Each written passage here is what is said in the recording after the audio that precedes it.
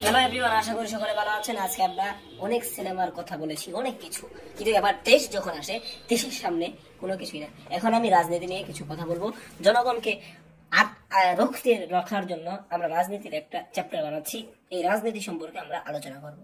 তবে ভারতের কসাই, কুখ্যাত খনি, যে নাকি আজ পর্যন্ত মুসলমানের উপর নির্মমভাবে হত্যা করছে, ছুরি করছে, এবং গুজরাতের কসাই এই সন্ত্রাস, दुनिया में कोई अगर संतोष वांटेड क्रिमिनल हो तो वो नरेंद्र मोदी हो।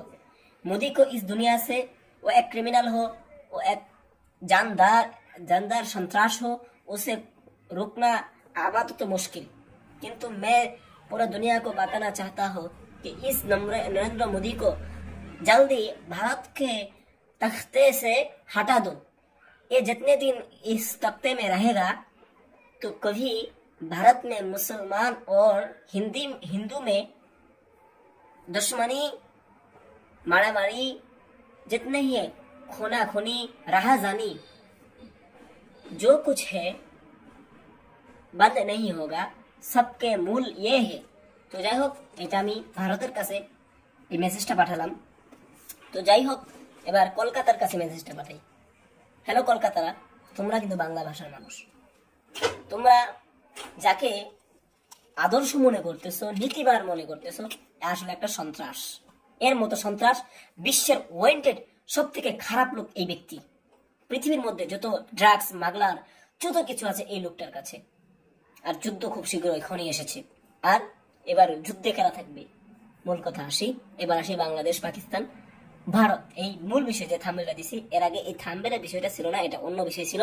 এটা নিয়ে আমি চাইলে একটা ভিডিও বানাতে পারতাম, এর জন্য 6 মিনিট না, আমি 4-5টা মিলিয়ে একটা বানাচ্ছি। তবে এখন থেকে রাজনীতির চ্যাপ্টার একটা সপ্তাহে একটা হলেও আসবে। যাই হোক, আমরা ভারতকে শত্রু মনে করি না, এটা আসলে ভারতরাই আমাদের শত্রু মনে করতেছে। ভারতের আর যে হলুদ সাংবাদিকরা আমাদের সাথে যে কল্যাণী নাটাচ্ছে, এই নরেন্দ্র মোদী একটা সন্ত্রাস, এটা তো 100%। অথচ গাজওয়াই হিন্দের কথা, ভারতের সাথে অবশ্যই যুদ্ধ হবে। আরে ভাই, তাজমহল তো আমাদের, এই কুতুব মিনার আমাদের, যা কিছু দেখতে সব আমাদের। আরে এই ভারতটা স্বাধীন হয়েছে মুসলমানদের কারণে, আর আজকে এই মুসলমানই সেখানে জায়গা পায় না। তবে গাজওয়াই হিন্দ বেশি দূরে নেই। যাই হোক, মুসলমানদের দেশে মুসলমানদেরকে থাকতে দেবে না, এটা তো হতে পারে না। এই মোস্ট ওয়ান্টেড ক্রিমিনাল এই সরকারে বসেছে, দেশে কোনোদিন শান্তি হবে না। সে সন্ত্রাস, সে খুনি, সে বাটপা, সে এই শেখ হাসিনার জামাই। কি বলবো আর, এইখানে টাকা আত্মসাৎ করে। আর আমাদের ইউনুস সরকার যিনি আছে, তিনি ইন্টারন্যাশনাল খেলোয়াড়। তার সাথে তোর মতো নরেন্দ্র মোদীকে মাখনে চিবাইতে এই ডক্টর ইউনুসের ব্যাপার না। সে ডক্টর, তার নামে শুধু ডক্টর ভাবে তোদের চিকিৎসা করে, তোদের মতো সন্ত্রাসের চিকিৎসা করার জন্য এসেছে ডক্টর ইউনুস। এবং ওলামায়ে কেরাম তো আছে তোদেরকে ধ্বংস করার জন্য। ওলামায়ে কেরামও আছে, বাংলাদেশের হাজার হাজার মুসলমান রয়েছে। এবং বলতেছিস মুসলমানরাই নাকি তোদের উপর আক্রমণ করতেছে, থাকতে দিতেছে না। কত কি হলুদ সাংবাদিক ভিডিও নিয়ে আইলো, ভিডিওর মধ্যে কইলো যেখানে 2 দিন আগে বাংলাদেশে গেছে, একে নাকি মারছে, অথচ বাংলাদেশে খবরই নাই।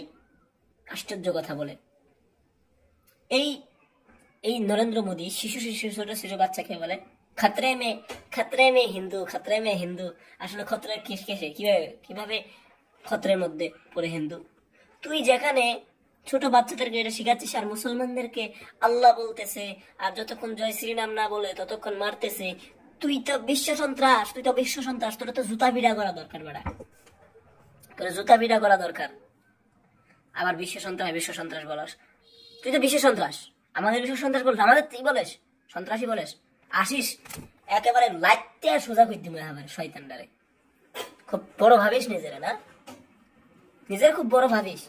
একটা বাংলাদেশের একটা হিন্দু বলতে পারবে যে আমরা তাদের উপর অত্যাচার করেছি? একটা হিন্দু বলতে পারে তোরা কোথা থেকে বলে ফোন সাংবাদিক ভাড়া করে? এই মূল মাস্টার মাইন্ড কে জানেন? এই পর্দার পিছনে ছুপায় আছে এই মূল মাস্টার মাইন্ড, এটা হলো শেখ হাসিনা। এই যে মাস্টার মাইন্ডের ছবি কেটে দিছি মুখোশের আড়ালের লুকিয়ে আছে এই শেখ হাসিনা। এবং ওখান থেকে সে কলকারি না যাচ্ছে, ওই শালিরে আগে বাইরে লাগবো। ওরে ভারতে জায়গা দিছিস বেড়া, ওরে তোদের জন্য বিপজ্জনক, মনে রাখিস। যাই হোক, এবার যে বিষয়টা হলো এই যে খতরে মে হিন্দু বলে চিল্লাই, আসলে খতরের মধ্যে কিন্তু হিন্দু না, খতরে মুসলমান। মুসলমানের উপর অত্যাচার, কাশ্মীরে মুসলমানের উপর অত্যাচার, খুন করে, জবাই করে, ধর্ষণ করে এবং বিভিন্ন রকম করে এত সন্ত্রাসী কারবার করতেছে এই নরেন্দ্র মোদী। তো কি বলবো, এবার মূল বিষয়ে আসি যে বাংলাদেশ পাকিস্তান ভারত, বাংলাদেশ পাকিস্তান বনাম ভারত কেন বললাম। পাকিস্তান বলেছে ভারত হলো আমাদের শত্রু, ইসলামের শত্রু, দেশের শত্রু, অর্থাৎ ভারতের সাথে যুদ্ধ করতে আমরা এগিয়ে আছি। সাথে পাকিস্তানেরাও বোমা এবং বিভিন্ন প্রকার বাংলাদেশে ফ্যাক্টরি করবে এবং বাংলাদেশ এবং পাকিস্তান এক হয়ে ওই স্বৈরাচারের বিরুদ্ধে যুদ্ধের জন্য প্রস্তুত হও। এই সন্ত্রাস, এই তাজমহল, আমাদের যা কিছু আমরা ফেরত নিয়ে আসবো, আমাদের ভারত আমরা নিয়ে আসবো। ওই নরেন্দ্র মোদীর মতো কিছু সন্ত্রাসদের হাতে আমাদের ভারত রাখতে দেব না। ভারত মুসলিম দেশ ছিল। যাই হোক, এই ভারতের যে বিজয় আনছে কিন্তু মুসলমানরাই, এইটা ভুলস না। তারা সাফা শুধু মারস, এই যে সিনেমার মধ্যে গুলি করস, এবারে কাশ্মীরের সাথে কি কয় পাকিস্তানের সাথে মারামারি, কত কি তারা সিনেমার মাধ্যমে দেখায় যে তারা কি চীন দখল করে ফেলেছে, তারা এই পাকিস্তান দখল করে ফেলেছে, তারপরে কাশ্মীর, এমন ভাবে কিচ্ছু পারে না, শুধুই সিনেমার মধ্যেই 12টা বাজায় দেয়। এক ইমরান হাশমি, এক টাইগার শ্রফ, একেবারে সালমান শাহ তো এরকম মুভি তো করেই না। যাই হোক, এরকম ভাবে দেখাই দেয় যে বাংলাদেশ পুরা ওই সিনেমা আছে, অথচ ঘোড়ার ডিম এক কানা ছিঁড়তে পারে না। আর ভারতের সাথে ভারত কিচ্ছু নাই, ভারতের কোনো ক্ষমতা নেই রে ভাই, আল্লাহ আছে।